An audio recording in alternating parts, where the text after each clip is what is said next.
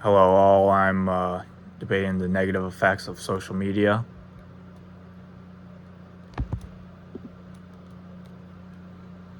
So, social media studies have found increases depression, dissatisfaction, jealousy, and one's own negative opinion to their body type, and increases loneliness. The increase in loneliness tends to be due to feeling that others are more connected to each other than they are to them, even though this tends not to be always true. This causes one to feel left out of a situation. Nearly 75% of Americans, teens aged 13 through 17, had access to a smartphone, and up to 56% have been bullied online. Social media has increased cyberbullying, which has caused more incidents of in-person bullying to happen, causing a feedback chain that fuels cyberbullying and in-person bullying. 56% of people say they have been bullied, but this depends bullied online, but this depends on how you would define cyberbullying and bullying online. The numbers are even higher if you ask kids, have they been asked negative, or have they received negative comments to them. So this has increased suicide levels. Cyberbullying has been cause for thousands of suicides of teens in America. Social media can be attributed to the worsening mental health crisis. Self-esteem and eating disorders are on the rise, as hundreds of thousands of influenced edited photos and had surgery, which has warped one's own body perceptions of themselves.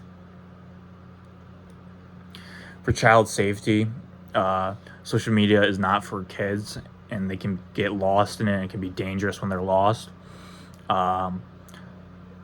So studies found that 31% of kids post or personal information on their social media, and they often accept follow requests from strangers they don't know. Parents, when they do not see or control what their kids are posting on social media, tend to be informed who their kids are talking to or what they're posting about. This puts children at risk of being groomed or stalked by their followers. Parents may be unaware of what their kids are seeing. Digital footprints. Children's posts and accounts may be found for years after they forget how to log into these accounts. This may jeopardize them in future jobs. Next we go on. People are just distracted by phones. Even when people are not looking at their phones, people are distracted by them. There's a constant need to prevent boredom and to get fresh information. So the study finds that 80% of Americans check their phones within 1 hour of waking up. 40% check their phones when they wake up in the middle of the night, and 77% sleep with their phones next to them. So 40% of people get woken up in the middle of the night. This affects their sleep. This will affect their next day. This will affect how they'll be driving in the next day, which can cause more injuries. The brain drain hypothesis: even when someone's not using their phone, just a phone being around them or electronic being around them distracts them and decreases their productivity levels and what they can achieve. This will cause students who are studying to receive lower grades on their tests due to just the distractions.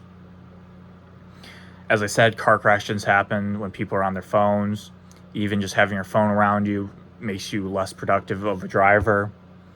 And if you get poor sleep, you're doing worse on your tests, and you can drive worse, which increases your chance of hurting other people with crashes. And that's how I would end my debate. And I wish you guys to add some comments how you feel I did. Thank you.